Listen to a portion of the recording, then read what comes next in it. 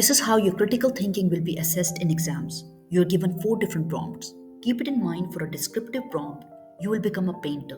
You're using words. You focus on conveying how something felt, looked, and sounded. Consider narrative prompt as a journey.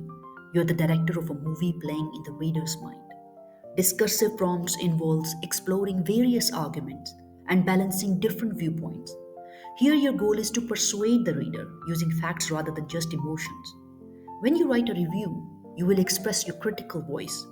Whether you are discussing a book, a film, or an idea, the only aim is to evaluate its worth rather than simply describing it.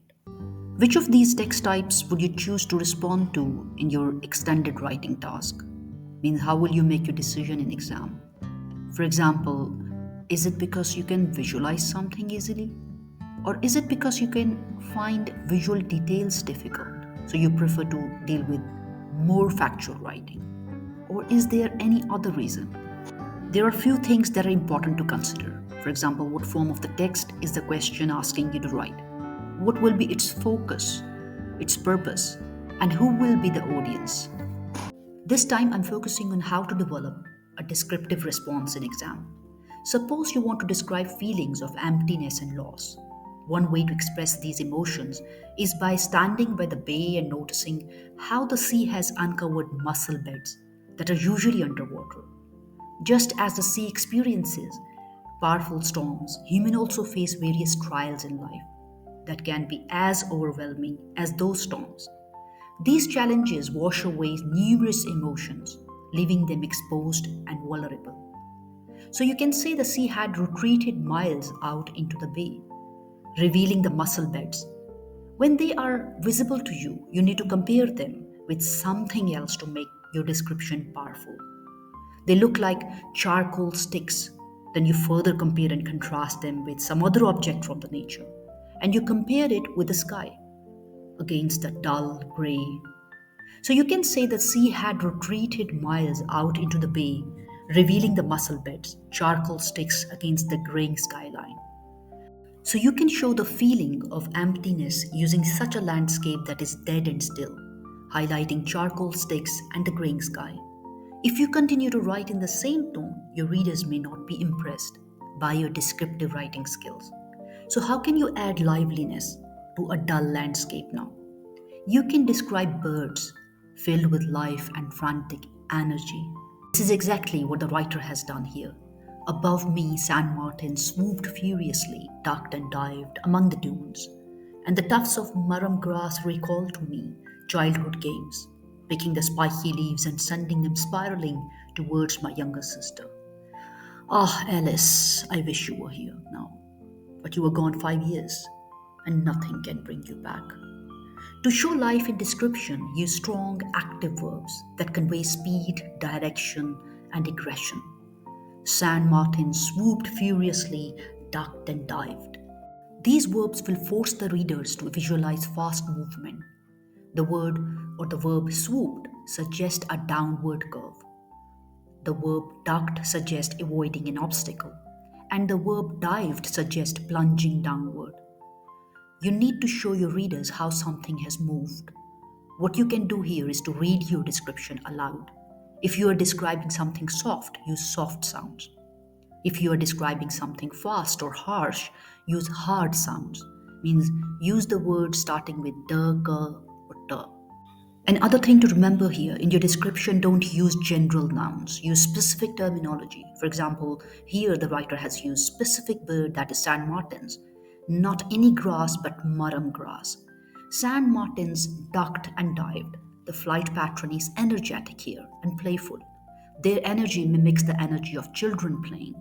Same movements children make during games, because he is right now recalling his childhood memories. Another reason using this specific bird is being their migratory birds. They leave, but they always come back to the same nesting sites. Their arrival is a sign of a continuing cycle. This creates a painful contrast here with the writer's sister, Alice. The text says, "You're gone 5 years and nothing can bring you back." Means even the birds are coming back, but not Alice. Murum grass here paints a specific picture. It is long, tough coastal grass rather than a generic grass that is found in someone's backyard. Let me show you three different descriptive prompts from the past paper. First one says write the descriptive piece about the night sky, focus on light, color, and movement. Second one says write a descriptive piece about a lake early in the morning, focus on light, color, and movement. And the third one says write a descriptive piece called the valley, focus on sound, color, and movement. Can you guess what is the basic idea behind these prompts? It is basically to force you to engage with specific sensory details and to avoid generic description. Another thing you must have noticed that sound is missing in the first two prompts. While a lake can have sounds, for example, the bird sound, the water lapping, but the dominant sensory experiences at dawn are usually visual, changing light and the colors, and the subtle movement. So, by omitting sound here, the prompt directs you to maximize the impact of the visual and the kinetic elements. So, you can say that the examiner wants to know how you perceive the nature. Same is the case with the night sky. By its very nature, it is silent. The examiner wants to see if you can recognize the most relevant sensory inputs for a given scene. So you need to deepen your description of those specific senses here rather than just listing everything. Now the question is, how can you write on specific sensory details linked to specific scenes in exams? Instead of just saying the lake was beautiful, you need to see how its beauty is perceived through the given senses. For example, when you talk about color, don't just name a color. Describe its shade, intensity, or texture and how the color changes. Your first step is to deconstruct the prompt first. Underline the scene or the topic, for example, here, lake early in the morning. Circle the sensory focus first.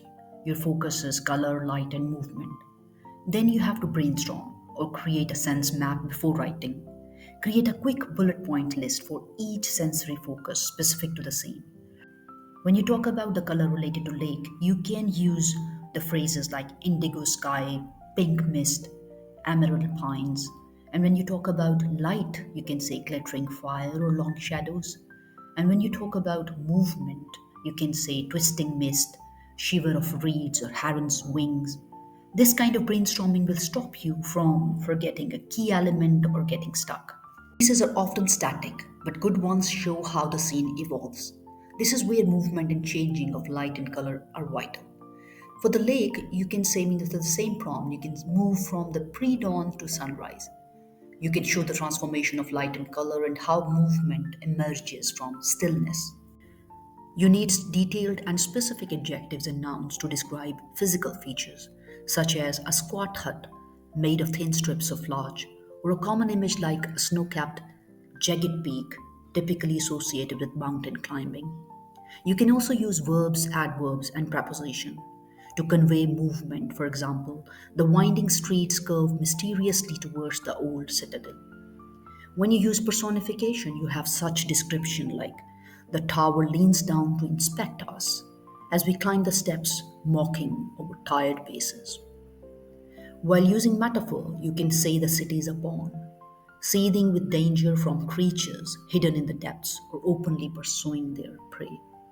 Another technique you can use is verbal patterning and repetitions to create effects that imitate what is being described in your descriptive writing task.